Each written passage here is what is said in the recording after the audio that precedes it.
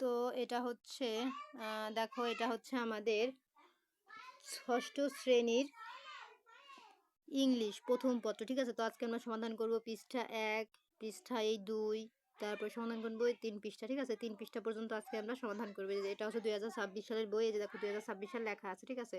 তো চলো আমরা প্রথম থেকে শুরু করি, পৃষ্ঠা 1 থেকে আমরা শুরু করি।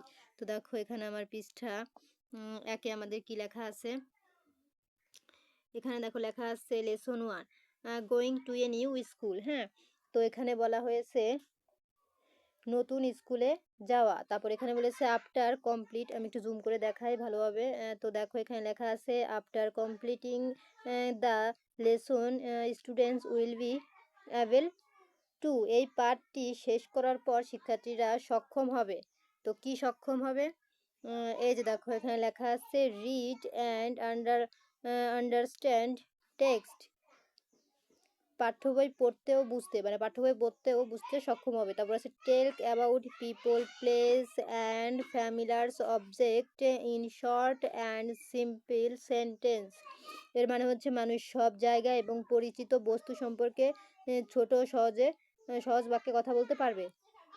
তারপর দেখো এখানে লেখা আছে রাইট শর্ট প্যারাগ্রাফ, ছোট্ট অনুচ্ছেদ লিখতে, মানে ছোট্ট অনুচ্ছেদ লিখতেও তারা সক্ষম হবে, এটাই বুঝাইছে, মানে ছোট্ট অনুচ্ছেদ লিখতে।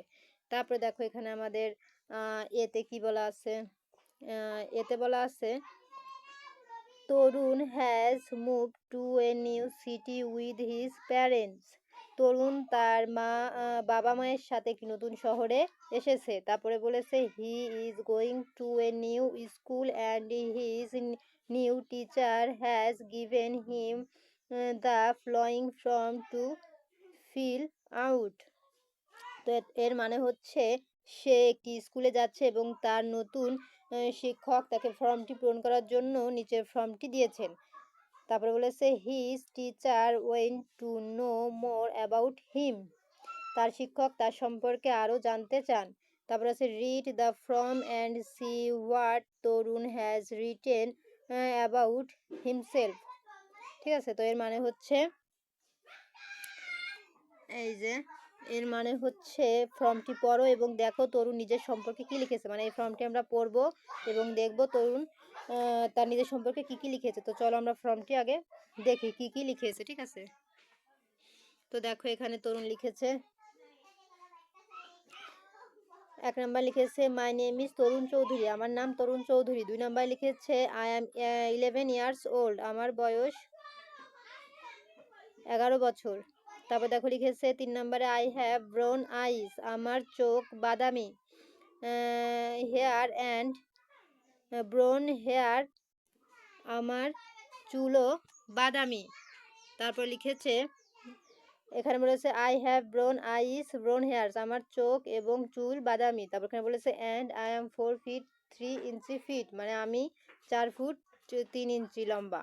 তারপর দেখো 4 নম্বরে লিখেছে I am good A playing football and drawing, আমি ফুটবল খেলা এবং ছবি আঁকায় দক্ষ। তারপরে দেখো 5 নম্বরে আমাদের বলেছে মাই হবিস আর কালেক্টেড স্ট্যাম্প অ্যান্ড রিডিং, আমার শখ হলো ডাকটিকিট জমানো এবং বই পড়া। 6 নম্বরে লিখেছে I like to read comic books and eat peanuts, এর মানে হচ্ছে আমি ক্রমিক বই পড়তে এবং বাদাম খেতে পছন্দ করি। তারপর দেখো 7 নম্বরে আমাদের এখানে কি লিখেছে, এখানে 7 নম্বরে লিখেছে এই যে আমি করে দেখাই I really don't like any kinds of soft drinks, আমি যে কোনো ধরনের কোমল পানীয় একদম পছন্দ করি না, ঠিক আছে। তো তারপরে দেখো আমাদের পরবর্তী পেজ এখানে কি লিখেছে, এখানে দেখো আমাদের পরবর্তী পেজে লিখেছে now write down similar information about yourself, এর মানে হচ্ছে এখন নিজের সম্পর্কে এই ধরনের তথ্য লিখো, মানে তোমার নিজের সম্পর্কে এই ধরনের তথ্য লিখবা সেম, ওইখানে যা যা আছে সেম টু সেম। এখানে তুমি তোমার নাম দিবা, এখানে তোমার বয়স, ঠিক আছে, তোমার চোখের কালার, চুলের কালার, তোমার উচ্চতা কত, তুমি কি পছন্দ করো, কি পছন্দ করো না সেগুলো। তো ওইখানে যা আছে সেম টু সেম এখানে লিখে দিও, শুধু নামটা চেঞ্জ করে দিও, এটাই তাইলেই হয়ে যাবে। তারপর দেখো এখানে আমাদের বি নাম্বারে কি লেখা আছে,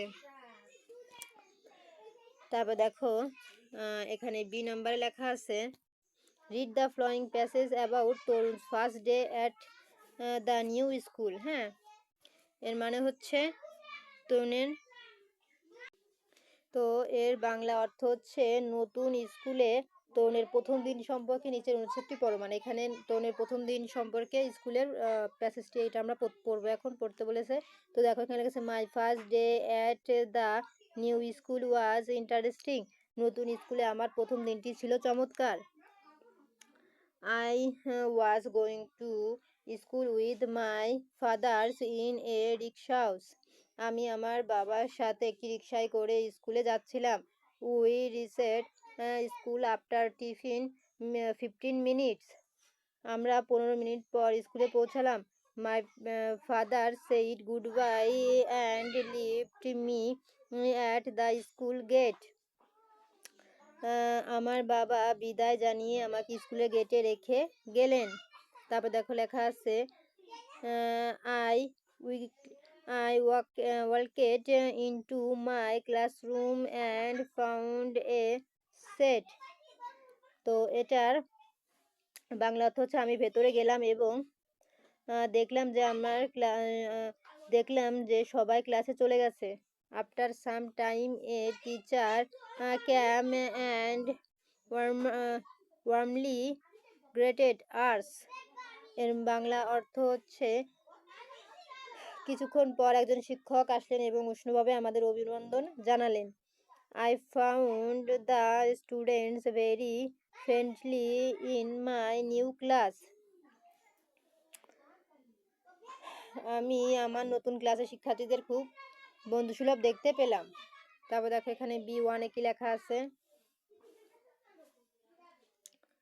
এখানে B1-এ লেখা আছে চুজ দ্য বেস্ট অ্যান্সার। হ্যাঁ, সঠিক উত্তরটি বেছে নাও। The passage is about. হ্যাঁ, এর মানে হচ্ছে এই অনুচ্ছেদটি কি সম্পর্কে, মানে এই অনুচ্ছেদটি কি সম্পর্কে, ঠিক আছে, মানে উপরের অনুচ্ছেদটি কি সম্পর্কে, তা এই তিনটার মধ্যে কোন সম্পর্কে লেখা আছে উপরের অনুচ্ছেদটি। তো দেখো এতে আছে who took Tarun to school on the first day. প্রথম দিনে কে তরুণকে স্কুলে নিয়ে গিয়েছিল, এই সম্পর্কে কি ছিল উপরের প্যাসেজটি।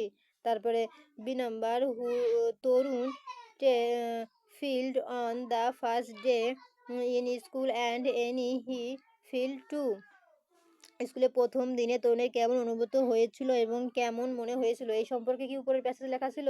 তারপরে 3 number what happened in the school on the first day. প্রথম দিনে কি ঘটেছিল, এই সম্পর্কে কি ছিল উপরের প্যাসেজটি লেখা। হ্যাঁ, এই সি নাম্বার হবে, মানে প্রথম দিনে স্কুলে কি ঘটেছিল এই সম্পর্কে কিন্তু উপরের প্যাসেজটি লেখা ছিল, তাহলে এই সি নাম্বার হবে উত্তর, ঠিক আছে। এটা কিন্তু ঠিক ছিল না, জাস্ট এখানে বলেছে কোন সম্পর্কে লেখা, তো এটা সি নাম্বার হবে। তারপর দেখো এখানে আমাদের B2-তে লেখা আছে match a word from column A with a word or words from column B has or have similar meaning. ঠিক আছে, কলাম এ কলাম বি, মানে এখানে বলেছে কলাম এ এর একটি শব্দের সাথে কলাম বি এর সমার্থক একই অর্থবোধক শব্দ বা শব্দগুলো মেলাও। মানে এখানেও যা আছে এর মধ্যেও এর সাথে ম্যাচিং কোনটা, তো সেটা আমাদের মিলাইতে বলেছে, ঠিক আছে। তো আমরা এখন এটা মিলাবো, ঠিক আছে। তো দেখো মিলা হচ্ছে ইন্টারেস্টিং, ইন্টারেস্টিং এর সাথে যাবে অ্যামেজিং। এই যে অ্যামেজিং, তো ইন্টারেস্টিং মানে হচ্ছে মজার আর এই অ্যামেজিং মানে হচ্ছেও মজার, ঠিক আছে। তারপরে আছে এখানে আছে ফ্রিং হ্যান্ডেড, তো এটার সাথে কোনটা যায়, এই যে সরি দাঁড়াও, এই যে এটা যায়, ঠিক আছে। এটা মানেও ভীত, এটা মানেও ভীত, ঠিক আছে। তারপর আছে হ্যাপি, হ্যাপির সাথে কোনটা যায়, এই যেটা যায় গ্লেড। হ্যাপি মানে খুশি, গ্লেড মানে খুশি বা আনন্দিত। তারপরে আছে এক্সাইট, এক্সাইটের সাথে কোনটা যায়, এক্সাইটের সাথে যাবে হচ্ছে এই যে এটা, ঠিক আছে। এক্সাইট মানে হচ্ছে উত্তেজিত বা রোমাঞ্চিত, আর এটা মানেও হচ্ছে রোমাঞ্চিত। তারপর দেখা আছে ওয়ার্মলি, তো ওয়ার্মলির সাথে কোনটা যাবে, এই যে ওয়ার্মলির সাথে যাবে হচ্ছে লাভলি, ঠিক আছে। ওয়ার্মলি মানে হচ্ছে আন্তরিকভাবে, আর লাভলিও মানে হচ্ছে ভালোবাসার সাথে বা আন্তরিকভাবে, তো এগুলোর সাথে কিন্তু এগুলোই মেলে, তো এগুলো ছিল উত্তর। তারপরে দেখো আমাদের B3 B3 তে আমাদের কি লেখা আছে, tell about your first day at school and how your feel happy friend or say work in groups. ঠিক আছে, তো এখানে বলেছে তোমার স্কুলে প্রথম দিন এবং তুমি কেমন অনুভব করেছিল, খুশি, ভীত, রোমাঞ্চিত নাকি লজ্জিত তা নিয়ে কথা বলো, দলে কাজ করো, মানে সে নিয়ে একটা দলে কথা বলা হয়েছে। ঠিক আছে, তারপর দেখো B3-তে B3-র পরে B4-এ আমাদের কি লেখা আছে, now write a paragraph on how you feel on your first day at school and why you feel so, মানে হচ্ছে তোমার স্কুলে প্রথম দিনটি কেমন লেগেছিল এবং কেন ওরকম লেগেছিল তা নিয়ে একটি অনুচ্ছেদ প্যারাগ্রাফ লেখো, মানে প্রথম দিন সম্পর্কে একটা প্যারাগ্রাফ লিখতে বলেছে।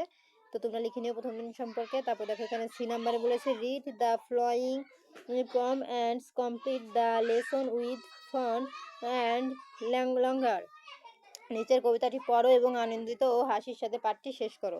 তো চলো আমরা নিচের কবিতাটি পড়ি। লেটস প্লে, চলো খেলি। তো দেখো এখানে কি লেখা আছে, স্কুল ইজ ওভার, স্কুল শেষ, ও হোয়াট ফান, ও কি আনন্দ। তারপর এখানে আছে লেসন ফিনিশেড, খেলা পার্ট ঢুকেছে বা পড়া শেষ। হ্যাঁ, তারপরে প্লে বাটন, খেলা শুরু।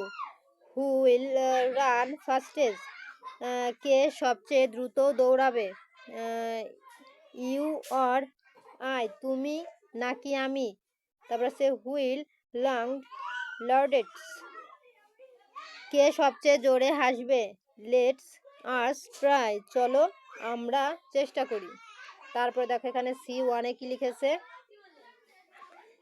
C1-এ আমাদের লিখেছে এই যে notice the use of punctuation mark in the poem, why are the exclamation mark, the question marks and the full stop used in this place. কবিতায় বিরাম চিহ্নের ব্যবহার লক্ষ্য করো, কেন এই জায়গাগুলোতে বিরাম চিহ্ন বসেছে, প্রশ্নবোধক চিহ্ন, দাড়ি কমা। ঠিক আছে, দাড়ি কমা, বিস্ময়বোধক চিহ্ন, ফুল স্টপ কেন ব্যবহার করা হয়েছে, তো এইগুলো আমাদের সেজন্য দেখতে বলেছে যে কেন এগুলো ব্যবহার করা হয়েছে। তো আজকের মতন এই পর্যন্তই। পরবর্তীতে এই 4র্থ পৃষ্ঠা ভিডিও দেখার জন্য অবশ্যই সাবস্ক্রাইব মাই চ্যানেল।